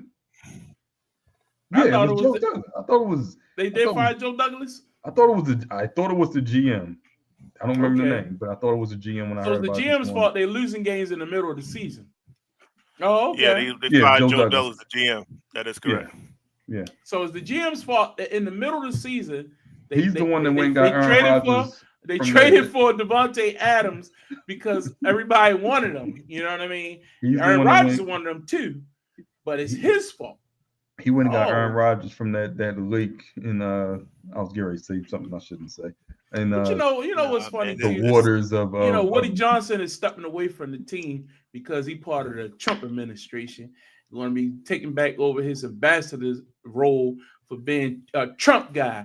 And that made me like, oh, I really want these motherfuckers to lose now. Like I'm glad they getting beat down. This speaks to a lot. That quarterback is a pompous anti-vaxxer, pompous, you hate Rodgers now.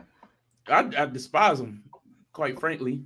So yeah, and I'm glad he's getting embarrassed. I used to love Aaron Rodgers. Y'all know that. That was my guy. Yeah. And he's just proven himself to be pathetic over the last several years, and his true colors have shown.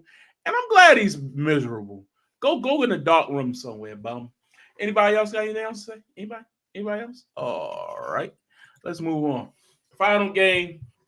I don't have any other slides for this game. Just put the score. Calvin, your thoughts. Shador and Prime Dallas in 2025. All right, that's enough. Let's So I move got- on. All right. So, any other games that we didn't talk about that you thought deserved a little time? I'll rip the Band-Aid off. Them Miami Dolphins are coming, baby. Watch out, baby. They're on a roll. Tua, my man, put up like 69 points of fantasy this week. I blew out somebody named OTC. Who's OTC? Anybody know who that is? Who OTC? You that's even you, serious Justin. with Okay. that guy. You even But I serious smoked with you, that guy. champ. I smoked you. My man Tua put up like 69. Yeah, I'm coming. Calvin, you lost again. What's going on? But any other games jump out y'all this week? I talked to Leonard about my squad. The Jets. I'm not. Why am I thinking about the Jets? The Lions put a 52 It's again. your squad.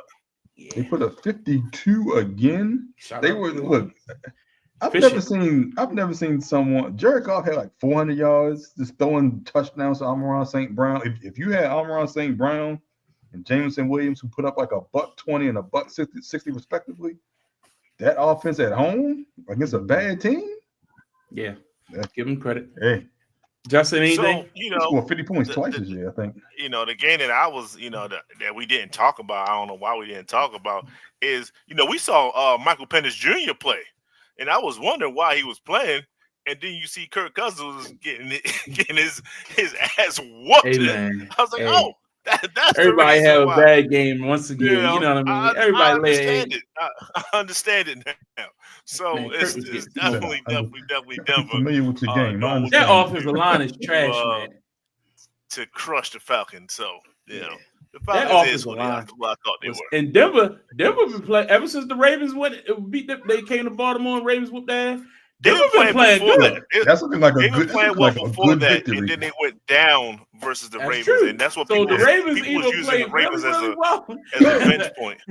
Yeah, Hey, that's looking like a good victory right now. that's like a hell of a When victory. you put up 41 points on that defense, And they almost beat Kansas City, and they've been playing well, man. They've been playing Shoot. very well. Shout out to, like you say, you brought them Bo up Nix. earlier. Bo Nix been playing well, but that defense, man, is this like a? they was all over Kirk Cousins. Go ahead. Is this saying something about Russ that Sean Payton's had success with Bo Nix, but he couldn't have success with Russ last year? I think it's a combination, though. Maybe he just needed a younger, more athletic guy to play Next that Drew offense. Brees. Yeah, maybe just wasn't a good fit, man. Ego, Okay. whatever. Maybe Peyton just worked better with younger guys who just going to listen and buy into his system. And Russ is an established guy who you got to give a certain amount of deference to. You know what I mean? And Mike Tomlin, he likes Russ as a When person. did Sean Payton leave New Orleans? Derek Carr was there, right? He had a year with No, Derek? he took a year. Well, he took a He took year a off. year off. So I think last year was his first year, or 2 years ago was his first year in Denver. No, Yeah. So last he year. played with Drew, and that was it. I think he lasted. No, he was after Drew because we was like he couldn't win without him. Yeah, Right, he lasted I'm one trying- more year. So one more. So the year I'm after, trying to the remember year the after y'all won quarterback. Super Bowl. Remember, he tried Taysom Hill. The And year Taysom after Taysom y'all Hill won Super and that Bowl. experience. What? No, wasn't Jameis there? He had Jameis. Yeah, he had Jameis. Jameis was there. He had both of them. He had Taysom Hill and Jameis. Remember, he was rotating, going back and Yeah, he was forth. rotating him out. Yeah. But I thought, Okay, cool. I think Taysom Hill he wanted him to be what he got Bo Nix doing. You know what I mean? It's the same, like athletic, run and throw, that type of guy. But I think Bo Nix is just more complete than Taysom Hill.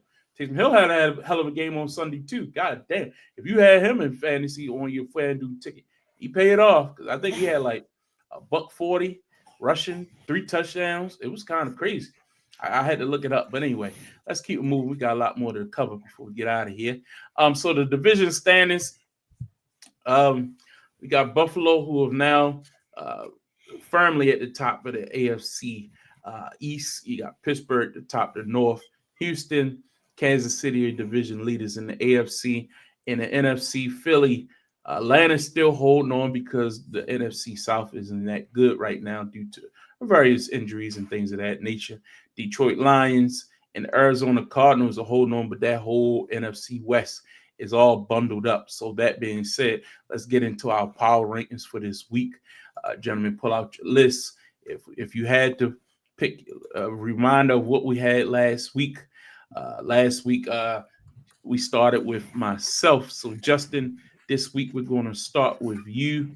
Give me your number 6 team in your power ranking. Give me 7 Number team. 6. 7 in your Number power 7 rankings. Yes. is Baltimore Ravens.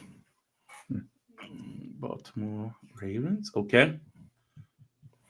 Next, Pittsburgh Steelers. Wow. Wow. Only one spot up. Okay.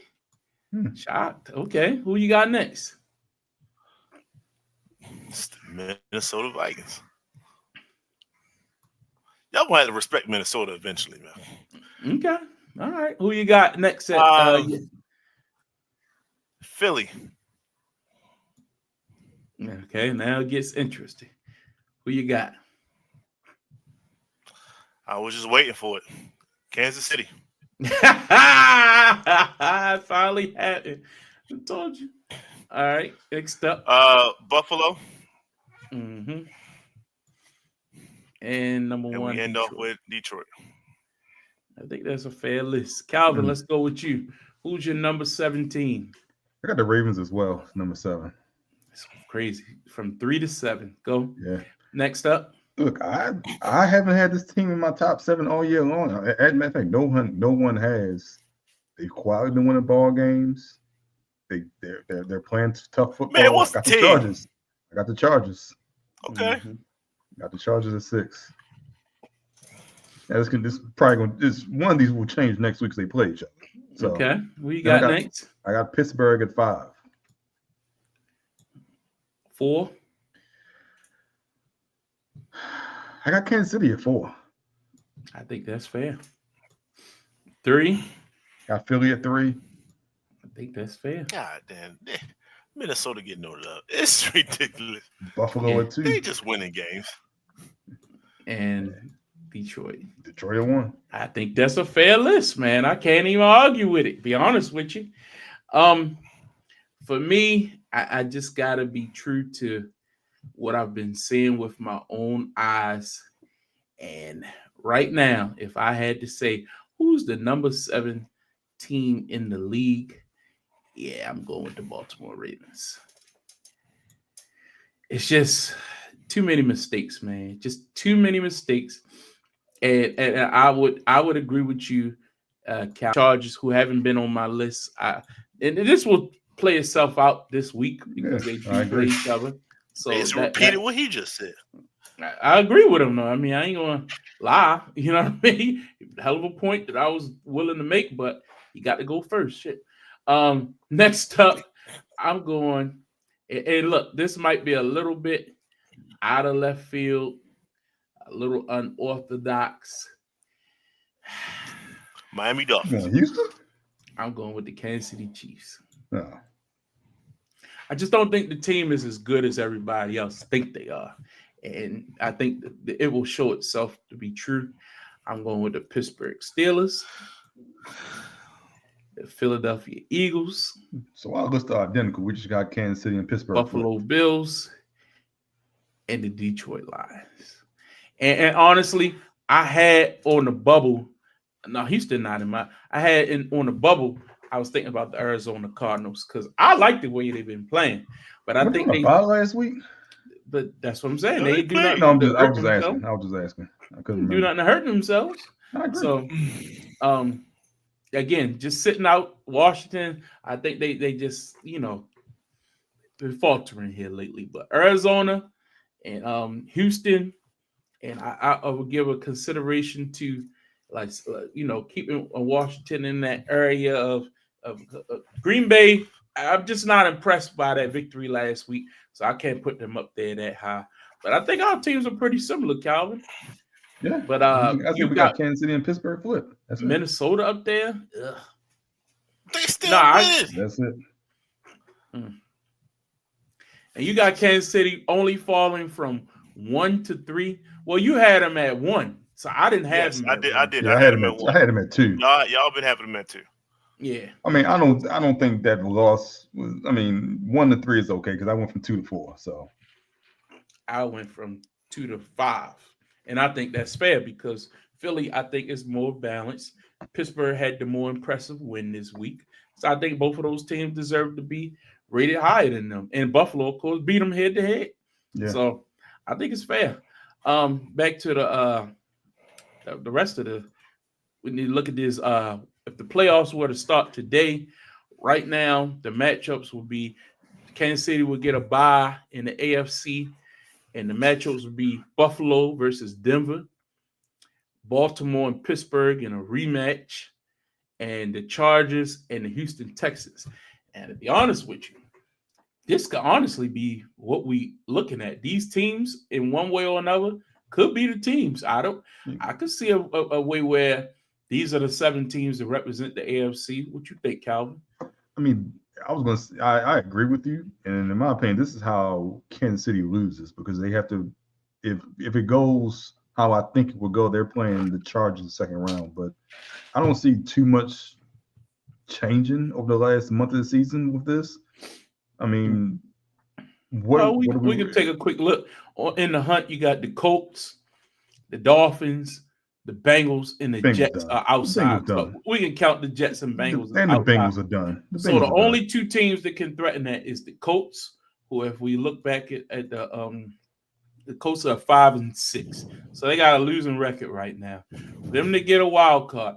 But Miami has a losing record. So the 2 teams that have any outside shot. And they're 2 games behind? 2 games behind. 2 games behind with a month left. I mean, that's the only thing about Miami is if they're playing division games outside of Buffalo, they should win those. I think they have 1 more Buffalo. And depending on that is, if it doesn't matter to Buffalo, like it's the last week of the season, and they can get a victory then maybe that helps them. But I think it's going to be those 7 teams. Just maybe. I mean, it's a chance, but I don't see Denver falling off a cliff. I don't see the Chargers falling off a cliff. Can they get 2 more losses here and there? Yeah, but even that means Miami got to go undefeated though. Miami had to run the table, and they would hope for Denver to slip up once. I mean, it's tough. It's an outside chance. Like I say, I think those in the hunt teams, again, Indianapolis, you had to hope for. They got 6 losses on the season right now. They're the same boat as Miami, got 6 losses on the season. Some of these teams haven't had their bye yet, so that's playing into that. I don't see it. Let's look at the NFC side. Detroit playing great football, number 1 seed. If the playoffs were to start today, Washington and the Eagles, a rematch of what we just saw. The Green Bay Packers and the Arizona Cardinals, and the Minnesota Vikings and the Atlanta Falcons. But where it really gets interesting is in the hunt. You got the Rams, the whole Seahawks, and the 49ers, and the Tampa Bay Buccaneers. And those records aren't that far apart. Basically, Tampa Bay's 4-6, but you got the Rams at 5-5. The whole rest of the NFC West is at 5-5. They fighting for that division because they all fighting. They 2 games. The Rams are 2 games behind Green Bay. Yeah. You know, they fighting for that. They fighting for that division title. Yeah. Every game is important at this point. Every game is important. Especially the NFC West. Yeah. Those division games. But also in the South, because look, Atlanta hasn't looked great the last couple weeks. I'll be the first to say that. Tampa Bay hasn't looked great as well for a month. But we have a more favorable schedule. to Okay. end this thing out. I looked at it the other day. It's like one team that we like, okay, we might lose against them teams. Everything else is like, but y'all lose a tiebreaker to Atlanta as well because y'all lost both games to them. yeah, so it has to be 2 games. We have to be 2 games above them. But I'd see Atlanta losing at least 2 to 3 more games. And Atlanta's the type of team, the game you think they'll win, they'll lose that one, man. They've been frustrating me. Wait, you expect them to beat Denver last week? I mean, I expected to represent could. themselves They better should. than that. I'm sorry, man. That We just defense talked was about- all over Kirk We just Cousins. talked about how good Denver's defense was and how good they've Well, been that playing. was one of the games that made me say that. It wasn't like I was praising them last week on the show. I said, after seeing what I just saw, after I saw that Atlanta offense humming most of the year, and you go up there and get mollywopped, I don't know, man. My confidence is waning. It was the But- altitude. Right now, if they win that, the easiest way to get in is to win the division. So they better hold on. Better hold on tight. But yeah, it's will be interesting. The inner hunt is very interesting. NFC. It just show you what we were talking about for us the AFC before the season. Remember how many good teams we were talking? Oh, the teams are gonna be so great in the AFC. Man, it's just kind of locked up. You know what I mean? Like it's very interesting. So even just looking at our preseason predictions, look, Pittsburgh got it done. Calvin, you Nostradamus. You know what I mean? You're the only one. Well, we all had a chance to swap out here, but you got him in there. You got him in there. That was one of your swap outs.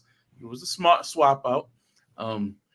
Justin, how you feeling about your team? So right now, that Chicago one's still hurting, ain't it? Yes, this whole thing is hurting. Other than the Chicago and the Jets, you ain't bad. You ain't bad. No, it's not Think too about bad. it. It's not Look, too bad. every other team got a chance. Yeah. Every other team. Shout out to the Colts, man. Let's go Colts. Don't got a just chance. bypass that Tampa Bay. They got a chance, man. We got a Atlanta- chance. Yo, stop being so Atlanta ain't disrespectful, lighting the yo, world because the on season was fire. over from game 1 for the Dallas Cowboys. Don't do that. Yeah, for me, It was game 3, but okay. the only team, because I like Philly, the I 49ers. never had any I playoff don't think I can get the 49ers and Green Bay. I mean 49ers and the Rams in there. I don't think both of them. Yeah, I make don't it. think that's going to happen. But I got don't the think same both of too. them making I it. got the same too. And Browns are done. Yeah. Other than that, I'm cool. But the Browns are done. So yeah. Are we worried about? Well, I know Justin is. Are we worried about Minnesota? I'm not. They play Arizona. They What do you play mean Atlanta. worried? They What play do you mean by Chicago. worried? Looking at their schedule. They like Coming I up. said, they play Arizona. We talk about how tough Arizona That's is. the loss. They play Atlanta. They play Chicago. They play Seattle. They play Green Bay. And then they finish with Detroit. They finish with Detroit, so it may not matter because Detroit may have already locked the number 1 seed. But if number 1 seed in play, they finish at Detroit. They got a tough little schedule. There's maybe 3 more losses in there. They got a Could tough be. schedule. See, but the whole conference got to play them too as well, right? So it's up in the air. Yeah, But I They're not mean, going to lose all those games. I don't dislike him. I just Sam Darnold is still the question mark for me. I go back to my saying, if in all those games, tell me which game Sam Darnold is the best quarterback. You just gotta play better on that day. That's all my that point. matters. So That's all it I matters. feel like I'm asking Sam Darnold to beat some of those quarterbacks. Like I needed that bum to get me in the end zone with Jefferson last week. He couldn't do it. So yeah, messed my parlay up. But yeah, that happens. That happens. Let's move on. This coming week, we got some matchups coming up. Ravens Chargers on Monday Night Football, of course, will be something we're looking forward to seeing. But I'm gonna be honest with you. I was looking through this schedule outside of the Cardinals and Seattle. What games really jump out at you? Like, oh yeah, I can't wait for that one. Maybe the Rams and the Philly game, I think will be good. The 49ers and Green Bay. You got the Rams up there twice.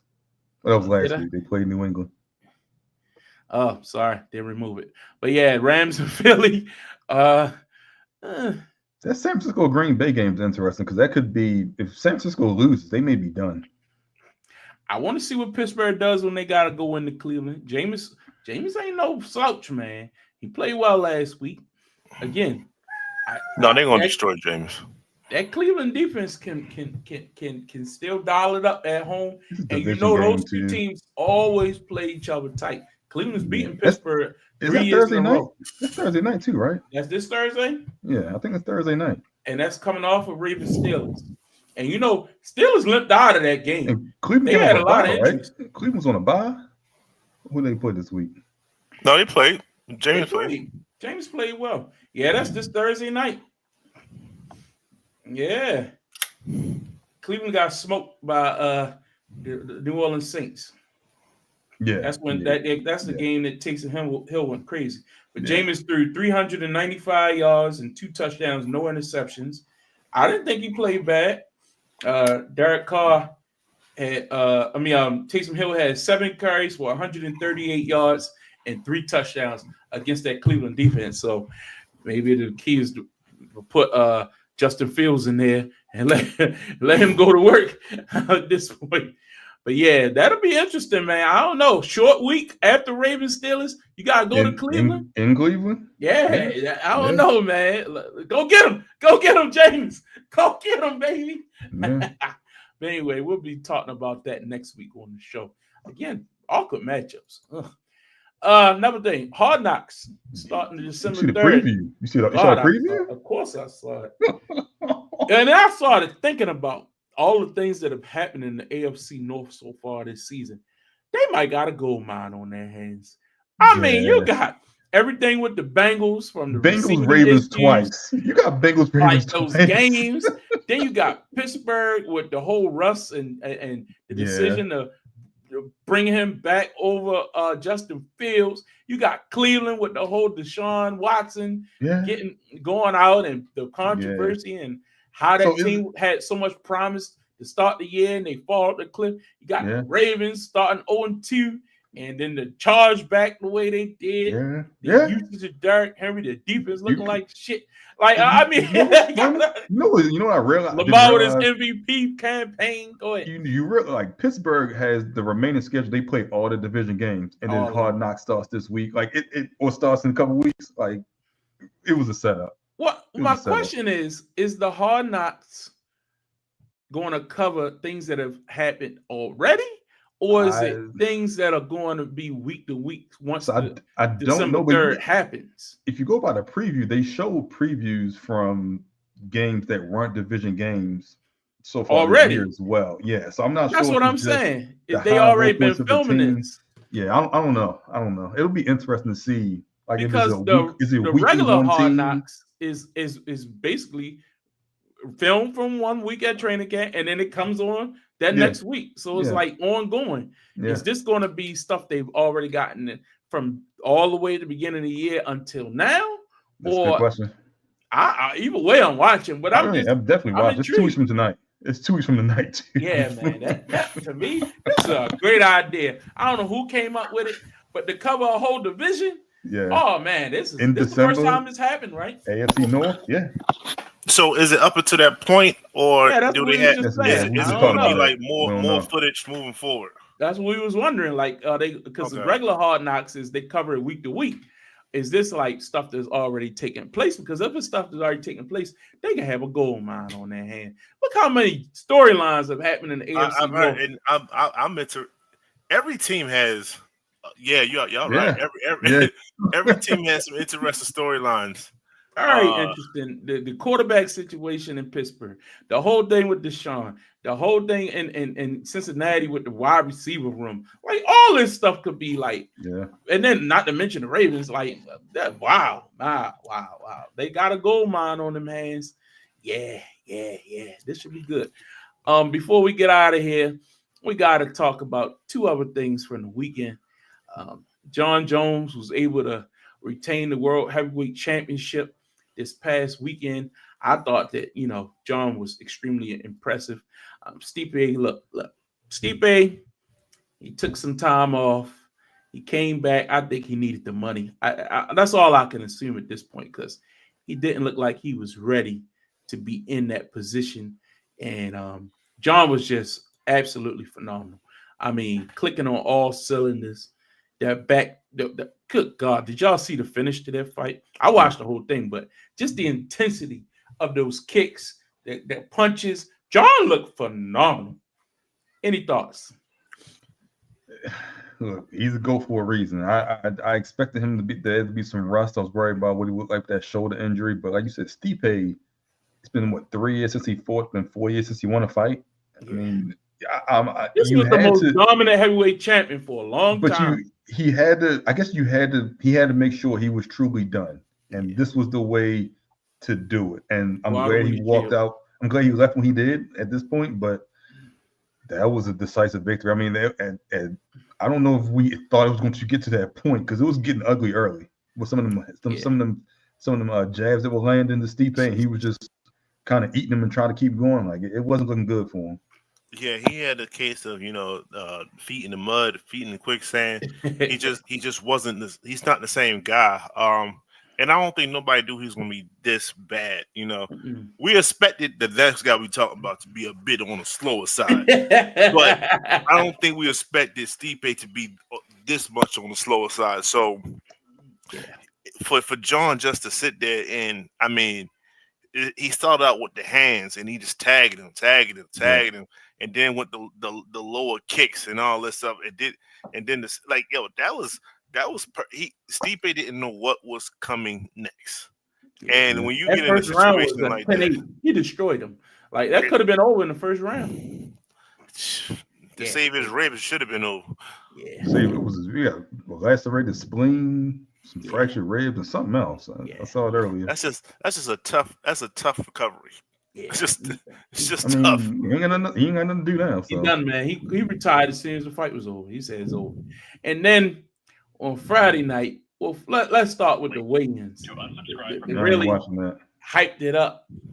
Mike gave Jake Paul hell of a slap, and it's probably the best shot he probably threw in 10 years. Final opportunity to because what we saw on Friday night, 60 million people watched that fight, man. 60 million people. 60 million users. Are you sure they all saw it? Hey, somebody, mine was perfect. My stream, I got on there a little early. I was watching the women's fight. First, I watched Madonna. That's what I said. Did you see the Mexicans fight? Yeah, hell yeah. That was entertaining. Best fight of the card. For him, and then Keith Thurman for him. I remember him. So I was like, yeah, okay, good little fight. And then the two young ladies went to work, man. They put on. If you had to pay for that, Puerto Rican got screwed. Yeah, she got shafted. It's Texas, man. Texas have the worst judging in the history of sports. But yeah, if you paid money, that wasn't pay-per-view, so it's Netflix. You should be happy with what you got. But had you paid pay-per-view and you just saw that semi-main, you'd be happy with your money. You got your money's worth for that fight. But the main event was what people tuned in to see. It was embarrassing. Mike had no business. Look, I know he made a lot of money. He didn't get knocked out. He was able to stand there, but that's all he did. I think his glove got more action than anything. Inviting it. Get on. What the hell? So I took two things from Mike. One, I think his knee was very much a factor in his mobility that he wasn't trying to let on. I believe he should have. I guess for the sake of fact, you don't want to put an excuse out there, so I get it. But that other leg was moving. It's just when he tried to shift the weight, he was about to buckle. So you can see it from jump. That was a problem. And second thing, I think he did hold back a little bit. I don't know whether he ain't want to swing and miss and get winded by that or something like that. But it's a couple screenshots that I've seen where as though he got right there and then he kind of pulled back a little bit. So if you want to go to the rig things and all this other stuff, I can slightly entertain that. But at the end of the day, he stood out there, and I think we all were just, wishing to hold the same thing. Like, yo, please just don't go down. Please don't look bad tight. Like, we see what you're doing. We proud of you. Yeah, you 60 years old, being out there and all this stuff. Don't let this white boy knock you out, man. Just don't let it happen. So he didn't do it, and he told the world to kiss his ass by showing it. So. Shout out to Tyson, man. Tyson really just he came out, man, $20 million richer, man. Who was it? Was it Keith Thurman that already threw his hat in to fight Jake Paul next? Yeah, a bunch of people did. They saw that paycheck. Man, yeah, you will get paid. But Mike drew this crowd. Let's call it what it is. But you know what? I never want to hear Roy Jones on another commentary in my life. His leg. Look at the leg. Look at his leg. Like, bro, we get it. He's old. You know, Roy was pissed because when they fought each other a couple years ago, he ain't look like that. Mike got with his ass. He did not. It was not the same. Right, like Roy Jones, like that motherfucker. He held back. He holding back because he didn't fight like that against me. He beat me. Remember, he beat Roy Jones. He like, oh no, he must be hurt. His leg. I'm like, bro, let it go. It was that in the mouthpiece. Something wrong with his mouthpiece. The other guy was like, yo, I've seen him do that before. It's the nervous. Like, yo, I know you're a Hall of Famer and all that, so I'm not trying to go back and forth with you, man. It's like, but Roy, that mouthpiece, you see how he keep biting his glove? Something's wrong with his mouth. Mauro kept saying, I ain't trying to go back and forth with you. Like, poor Rosie. That all the time. Rosie was Rosie like, Perez. So does that mean that something's wrong with his breathing? Because he can't do that again. I was like, yo, who saw these guys? It was like, if gonna be fair, we're gonna have some funny commentary. I was so confused. I'm like, why the hell is Rosie Perez on boxing? Yeah, she did okay. I'm not knocking her. But, nah, bro. Roy Jones. All these his leg. He biting his glove. Something ain't right with him. And then you have Andre Ward sitting, doing the end of the fight in the pre-fight joint. He should have been on there. He the one that should have been on there. Yeah, Andre Ward. I've heard him do commentary a lot of times. He's really good. Like Roy, terrible. That's the like his leg. Bring back George Foreman, man. That's what I miss, man. My man George was an older guy, was still in the ring. I thought he would have added a lot to that fight with his expertise. But Roy just took me out of it. Every 5 seconds he complained about the leg. He's entertaining, and he was pound for pound the best fighter that I've ever seen. Excellent. For a stretch. However, because he is who he is, he can't give great commentary because you was very unorthodox. Yeah. So when you see people doing things like, yo, you didn't do those things. Yeah. You didn't even put your hands up. Like that was your style. And that's what's crazy. Roy was Floyd before Floyd. If you really remember, Roy was in a different weight class. Yeah. You know what I mean? Like, yeah. But anyway, it was fun. It was a lot of people watching boxing on Friday night. I'll tell you that much. It was a great fight weekend. It was a great fight weekend. Hell of a fight weekend. Sure. One more thing before we get out of here: the college football playoff. They decided had the updated poll tonight. Oregon holds on at number 1, Texas at number 2, the U at number 3. And then look, this new format this year, and the question is going to be, because Colorado's still winning, guys. Colorado is still going up. They got to win, but look who's in front of them. If they slip up, go pull the records up if you want to. If they slip up once, it's a chance that BYU could get caught. That's all I'm saying, man. If Colorado's right there, they'll play them in a conference championship game, if they both finish 1-2. Yeah, they can catch them. So I'm just saying. But it's 12 teams here. Go ahead. What conference is Boise in? Boise State. I think they in I think they in some alternate conference. I'm about to say Conference USA. But they not Mountain West. Yeah, it's something off. So it's I didn't think that would equate to them being 4. I thought it would be the Big 12 would be that 4th conference that gets one of the buys, but no, I think it's they're not a power. I didn't think it's not a Power 5 anymore. That's why I was like, I thought it was a Power 4. But like for example, Boise State is at 3. No, Miami's at 3. Boise's 4, yeah. Yeah, Boise. But it's but you got to be leading your conference. But BYU lost, so it's either BYU or Boise going to get that 4th spot, or the Big 12 or the Mountain West. Yeah. But the interesting is that I thought that Ole Miss, they represented themselves well last weekend. If you saw that game, Georgia. Georgia 11. Georgia 11. Yeah. They still there. And Penn State number 6, which I mean, That's going. They play each other this week, though, right? We'll see. It's gonna be big. That's why I'm like, woo-wee. Penn State. Yeah. So and that's what this tournament does. It's putting light on a lot of different games quicker than what it was last in years past. Like some of these matchups and things like that. Like, yo, if you lose now, you might lose your spot or whatever like that. Some of these teams probably will start packing it in by now. You know what I'm saying? So it's interesting through and through. I think Penn State will win out, get themselves into the So championship you got to beat game. Ohio State? I'm saying they get themselves into the championship game, and Ohio State.